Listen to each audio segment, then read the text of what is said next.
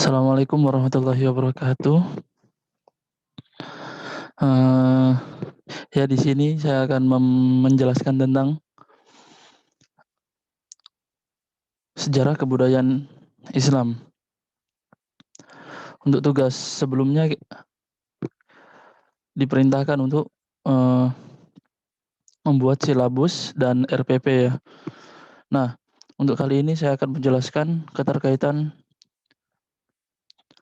silabus dan RPP saya. Untuk pertama kali saya akan menjelaskan apa itu sejarah kebudayaan Islam.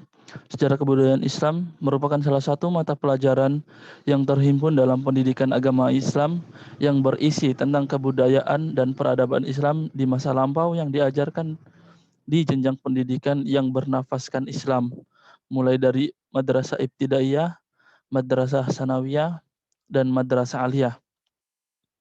Nah, untuk SKI kelas 11 semester ganjil, saya memasukkan KI, yaitu yang pertama, menghargai menghargai dan menghayati ajaran agama yang dianutnya. Yang kedua yaitu menunjukkan perilaku jujur, disiplin, bertanggung jawab, peduli, gotong royong, kerjasama, santun, responsif, dan proaktif sebagai bagian dari solusi atas berbagai permasalahan dalam berinteraksi secara efektif dengan lingkungan sosial dan alam, serta menempatkan diri sebagai cerminan bangsa dan alam pergaulan dunia. Yang ketiga yaitu memahami, menerapkan, menganalisis pengetahuan faktual, konseptual, prosedural berdasarkan rasa ingin tahunya tentang ilmu, pengetahuan, teknologi, seni budaya, dan humaniora dengan wawasan kemanusiaan, kebangsaan, kenegaraan, dan peradaban terkait penyebab fenomena dan kejadian, serta menerapkan pengetahuan prosedural pada bidang kajian yang spesifik sesuai dengan bakat dan minatnya untuk memecahkan masalah.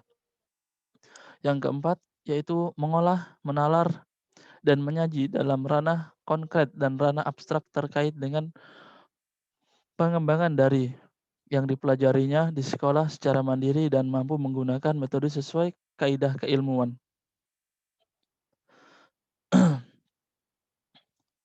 Nah,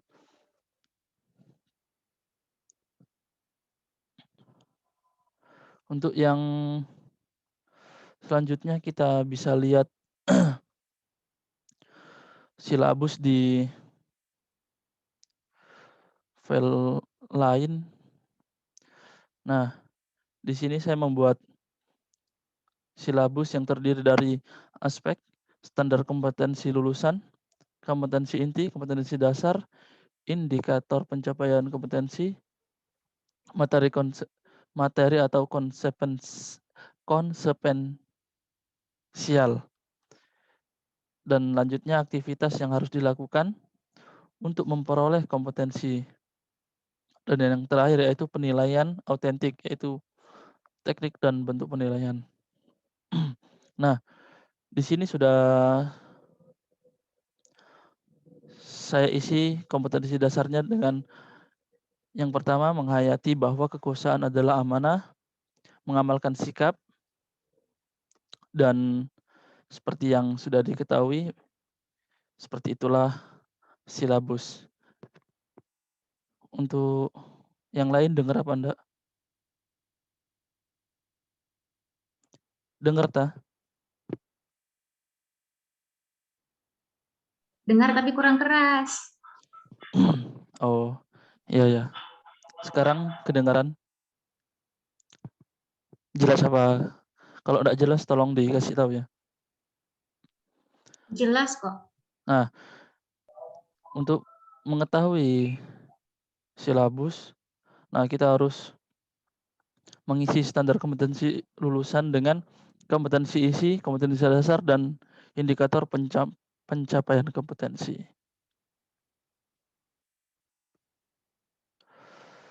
Untuk selanjutnya masuk ke bagian RPP. Di sini saya membuat sebuah RPP, yaitu RPP 1 lembar dengan tujuan untuk mengajar, apalagi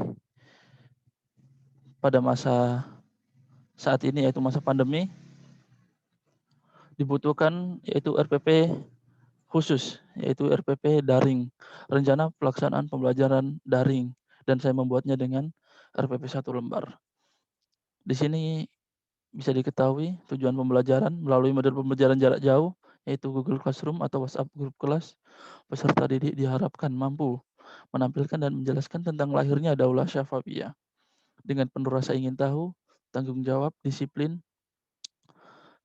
selama proses pembelajaran, berkata jujur, percaya diri, dan pantang menyerah, serta memiliki sikap responsif.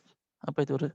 Yaitu berpikir kritis dan proaktif, serta mampu berkomunikasi dan bekerja sama dengan baik.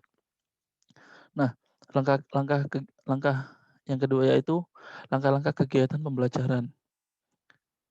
Di sini dapat kita baca kegiatan pendahuluan yaitu melakukan pembukaan dengan salam, seperti halnya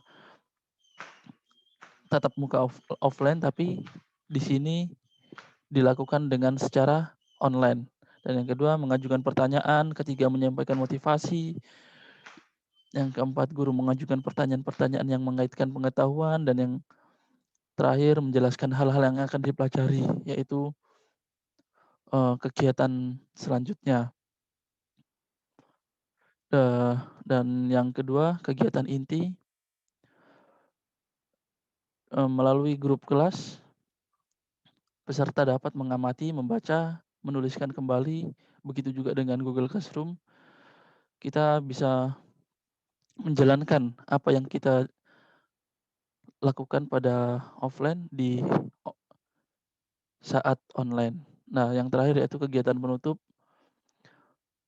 Meskipun saat keadaan online, peserta didik harus membuat kesimpulan. Dan yang kedua, guru melakukan refleksi hasil proses belajar yang telah dilaksanakan, entah itu dengan Zoom atau via Google Classroom. Yang ketiga, guru memberikan apresiasi kepada seluruh peserta didik yang telah bekerja sama dengan baik dalam kelompok. Yang keempat, guru memberikan evaluasi untuk mengukur ketuntasan PBM. Yang terakhir yaitu guru menginformasikan kegiatan yang akan dilakukan untuk hari yang akan datang, yaitu jadwal selanjutnya. Nah, untuk RPP 1 lembar cukup seperti ini, dan RPP yang saya buat di sini sama seperti apa yang saya bikin di file silabus, yaitu menampilkan layarnya Daulah Syafawiyah. Untuk yang lain kedengaran? Masih kedengaran? Suara jelas apa enggak? Jelas. Oh, jelas. Oke, terima kasih. Nah, tidak hanya itu, di sini saya juga membuat kelas Google Classroom. Supaya apa? Supaya kalian bisa mengerjakan tugas dan mendapatkan info lebih lengkap di sini. Ya, dan yang terakhir, jika kalian sudah memahami, silakan untuk meng-copy paste Google Classroom yang saya kirimkan di WhatsApp, dan silakan dibaca dan dipelajari. Jika ada tugas, silakan untuk dikerjakan. Sampai sini paham?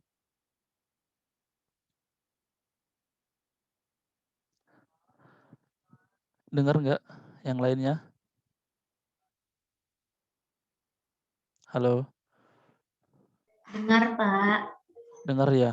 Nah, untuk membuka di Google Classroom, nanti caranya seperti ini. Oh, sebentar. Sebentar. No. Doing.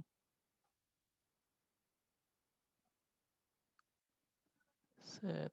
Keliru. Nah, ini Google Classroom. Isinya ada ada tugas membaca, mengenal peradaban Islam Syafawi di Persia. Nah, dan yang kedua ada tugas tulis ayat yang harus dikerjakan dengan tulis tangan. Yang ketiga yaitu ada tugas